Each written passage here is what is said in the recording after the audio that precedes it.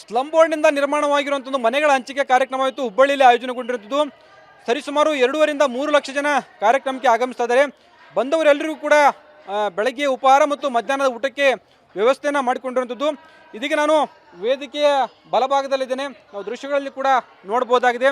ಏನು ಕಾರ್ಯಕ್ರಮಕ್ಕೆ ಯಾರೆಲ್ಲರೂ ಬರ್ತಾರೆ ಅವರೆಲ್ಲರೂ ಕೂಡ ಉಪವಾಸದಿಂದ ಹೋಗಬಾರ್ದಂತೇಳಿ ಬೆಳಗ್ಗೆ ಉಪಹಾರ ಜೊತೆಗೆ ಮಧ್ಯಾಹ್ನದ ಊಟದ ವ್ಯವಸ್ಥೆಯನ್ನು ಕೂಡ ಮಾಡಿಕೊಂಡಿರುವಂಥದ್ದು.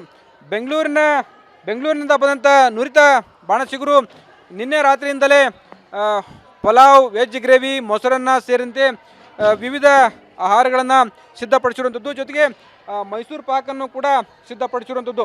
ಬಂದವರಿಗೆ ಬೆಳಗ್ಗೆ ಉಪಹಾರ ಉಪ್ಪಿಟ್ಟನ್ನು ನೀಡಿದರೆ ಮಧ್ಯಾಹ್ನದ ಊಟಕ್ಕೆ ಪಲಾವ್ ಮತ್ತು ಮೊಸರನ್ನವನ್ನು ನೀಡಲಾಗ್ತದೆ.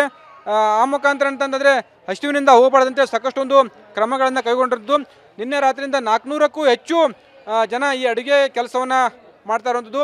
ಅಡುಗೆಯನ್ನು ನೀಡಲಿಕ್ಕೆ ಸರಿಸುಮಾರು 60ಕ್ಕೂ ಹೆಚ್ಚು ಕೌಂಟರ್ಗಳನ್ನು ತೆಗೆಯಲಾಗಿದೆ. ಜೊತೆಗೆ 500 ವಾಟರ್ ಬಾಟಲ್ಗಳನ್ನು ತೆಗೆದುಕೊಂಡು ಬಂದಿರುವಂಥದ್ದು. ಆ ಮುಖಾಂತರ ಏನಂತಂದರೆ ಪ್ರತಿಯೊಬ್ಬರಿಗೂ ಕೂಡ ಯಾವುದೇ ರೀತಿಯಿಂದಲೂ ಕೂಡ ಅವ್ಯವಸ್ಥೆ ಅಂತಲೇ ಊಟದ ವ್ಯವಸ್ಥೆನ ಮಾಡಿರುವಂಥದ್ದು. ಈ ಬಗ್ಗೆ ಮಾತಾಡಲಿಕ್ಕೆ ಅಡುಗೆ ಗುತ್ತಿಗೆಯನ್ನು ಪಡೆದವರು ಇದ್ದಾರೆ. ಏನೆಲ್ಲ ಮಾಡಿದ್ರು ಬ್ರದರ್ ಇವತ್ತು? ಸರ್, ಒಂದು ಸ್ವೀಟು, ಒಂದು ವೆಜ್ ಪಲಾವು, ಒಂದು ಪ್ಲೇನ್ ಗ್ರೇವಿ, ಆಮೇಲೆ ಮೊಸರನ್ನ. ಎಷ್ಟು ಜನರಿಗೆ ಮಾಡ್ತಾ ಇದ್ರಿ? 2 ಲಕ್ಷ ಜನಕ್ಕೆ. 2 ಲಕ್ಷ ಜನರಿಗೆ ಎಷ್ಟು ಕೌಂಟರ್ ಅದಾವೆ? ಏನು ಮಾಡಿದ್ರಿ ವ್ಯವಸ್ಥೆ? ಒಂದು 65ರಿಂದ 70 ಕೌಂಟ್ರ್ ಇದೆ. ಒಂದು 400ರಿಂದ 500 ಜನ ಇದ್ದೀವಿ. ಸರ್ವಿಸ್ಗೆ ಅಂದ್ಬಿಟ್ಟು ಸಪ್ರೇಟ್ 200 ಜನ ಲೇಡೀಸ್ ಬಂದಿದ್ದಾರೆ. ಅಂದರೆ ಯಾವುದೇ ರೀತಿಯಿಂದಲೂ ಕೂಡ ಊಟದ ಅವ್ಯವಸ್ಥೆ ಆಗಲ್ಲ? ಯಾವುದೇ ಥರ ಆಗಲ್ಲ. ಏನಾದರೂ ತೊಂದರೆ, ಏನೋ ಶಾರ್ಟೇಜ್ ಆದರೆ ಮತ್ತೆ ಮಾಡ್ಕೊಡ್ತೀವಿ.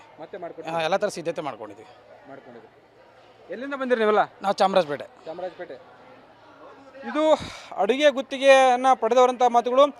ಬಂದವರೆಲ್ಲರಿಗೂ ಕೂಡ ಊಟದ ವ್ಯವಸ್ಥೆಯನ್ನು ಮಾಡಿಕೊಂಡಿದ್ದೇವೆ.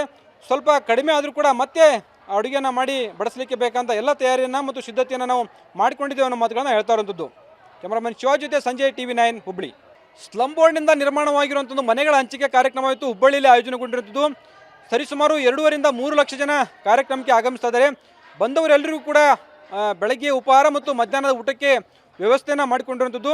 ಇದೀಗ ನಾನು ವೇದಿಕೆಯ ಬಲಭಾಗದಲ್ಲಿದ್ದೇನೆ. ನಾವು ದೃಶ್ಯಗಳಲ್ಲಿ ಕೂಡ ನೋಡ್ಬೋದಾಗಿದೆ. ಏನು ಕಾರ್ಯಕ್ರಮಕ್ಕೆ ಯಾರೆಲ್ಲರೂ ಬರ್ತಾರೆ ಅವರೆಲ್ಲರೂ ಕೂಡ ಉಪವಾಸದಿಂದ ಹೋಗಬಾರ್ದಂತೇಳಿ ಬೆಳಗ್ಗೆ ಉಪಹಾರ ಜೊತೆಗೆ ಮಧ್ಯಾಹ್ನದ ಊಟದ ವ್ಯವಸ್ಥೆಯನ್ನು ಕೂಡ ಮಾಡಿಕೊಂಡಿರುವಂಥದ್ದು. ಬೆಂಗಳೂರಿನಿಂದ ಬಂದಂಥ ನುರಿತ ಬಾಣಸಿಗರು ನಿನ್ನೆ ರಾತ್ರಿಯಿಂದಲೇ ಪಲಾವ್, ವೆಜ್ ಗ್ರೇವಿ, ಮೊಸರನ್ನ ಸೇರಿದಂತೆ ವಿವಿಧ ಆಹಾರಗಳನ್ನು ಸಿದ್ಧಪಡಿಸಿರುವಂಥದ್ದು. ಜೊತೆಗೆ ಮೈಸೂರು ಪಾಕನ್ನು ಕೂಡ ಸಿದ್ಧಪಡಿಸಿರುವಂಥದ್ದು. ಬಂದವರಿಗೆ ಬೆಳಗ್ಗೆ ಉಪಹಾರ ಉಪ್ಪಿಟ್ಟನ್ನು ನೀಡಿದರೆ ಮಧ್ಯಾಹ್ನದ ಊಟಕ್ಕೆ ಪಲಾವ್ ಮತ್ತು ಮೊಸರನ್ನವನ್ನು ನೀಡಲಾಗ್ತದೆ. ಆ ಮುಖಾಂತರ ಅಂತಂದರೆ ಹಸಿವಿನಿಂದ ಹೋಗಬಾರ್ದಂತೆ ಸಾಕಷ್ಟೊಂದು ಕ್ರಮಗಳನ್ನು ಕೈಗೊಂಡಿರುವುದು. ನಿನ್ನೆ ರಾತ್ರಿಯಿಂದ 400ಕ್ಕೂ ಹೆಚ್ಚು ಜನ ಈ ಅಡುಗೆ ಕೆಲಸವನ್ನು ಮಾಡ್ತಾ ಇರುವಂಥದ್ದು.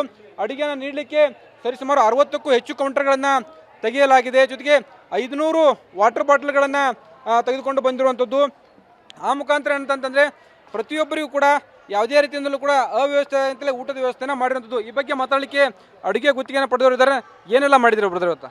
ಸರ್, ಒಂದು ಸ್ವೀಟು, ಒಂದು ವೆಜ್ ಪಲಾವು, ಒಂದು ಪ್ಲೇನ್ ಗ್ರೇವಿ, ಆಮೇಲೆ ಮೊಸರನ್ನ. ಎಷ್ಟು ಜನರಿಗೆ ಮಾಡ್ತಾ ಇದ್ರಿ? 2 ಲಕ್ಷ ಜನಕ್ಕೆ. 2 ಲಕ್ಷ ಜನರಿಗೆ ಎಷ್ಟು ಕೌಂಟರ್ ಅದಾವೆ? ಏನು ಮಾಡಿದ್ರಿ ವ್ಯವಸ್ಥೆ? ಒಂದು 65ರಿಂದ 70 ಕೌಂಟ್ರ್ ಇದೆ. ಒಂದು 400ರಿಂದ 500 ಜನ ಇದ್ದೀವಿ. ಸರ್ವಿಸ್ಗೆ ಅಂದ್ಬಿಟ್ಟು ಸಪ್ರೇಟ್ 200 ಜನ ಲೇಡೀಸ್ ಬಂದಿದ್ದಾರೆ. ಅಂದರೆ ಯಾವುದೇ ರೀತಿಯಿಂದಲೂ ಕೂಡ ಊಟದ ಅವ್ಯವಸ್ಥೆ ಆಗಲ್ಲ? ಯಾವುದೇ ಥರ ಆಗಲ್ಲ. ಏನಾದರೂ ತೊಂದರೆ, ಏನೋ ಶಾರ್ಟೇಜ್ ಆದರೆ ಮತ್ತೆ ಮಾಡ್ಕೊಡ್ತೀವಿ. ಎಲ್ಲ ಥರ ಸಿದ್ಧತೆ ಮಾಡ್ಕೊಂಡಿದ್ದೀವಿ. ಎಲ್ಲಿಂದ ಬಂದಿರಿ ನೀವೆಲ್ಲ? ನಾವು ಚಾಮರಾಜಪೇಟೆ. ಇದು ಅಡುಗೆ ಗುತ್ತಿಗೆಯನ್ನು ಪಡೆದವರಂಥ ಮಾತುಗಳು. ಬಂದವರೆಲ್ಲರಿಗೂ ಕೂಡ ಊಟದ ವ್ಯವಸ್ಥೆಯನ್ನು ಮಾಡಿಕೊಂಡಿದ್ದೇವೆ. ಸ್ವಲ್ಪ ಕಡಿಮೆ ಆದರೂ ಕೂಡ ಮತ್ತೆ ಅಡುಗೆಯನ್ನು ಮಾಡಿ ಬಡಿಸಲಿಕ್ಕೆ ಬೇಕಂತ ಎಲ್ಲ ತಯಾರಿಯನ್ನು ಮತ್ತು ಸಿದ್ಧತೆಯನ್ನು ನಾವು ಮಾಡಿಕೊಂಡಿದ್ದೇವೆ ಅನ್ನೋ ಮಾತುಗಳನ್ನು ಹೇಳ್ತಾ ಇರುವಂಥದ್ದು. ಕ್ಯಾಮರಾಮನ್ ಶಿವಾಜ್ ಜೊತೆ ಸಂಜಯ್, TV9 ಹುಬ್ಬಳ್ಳಿ.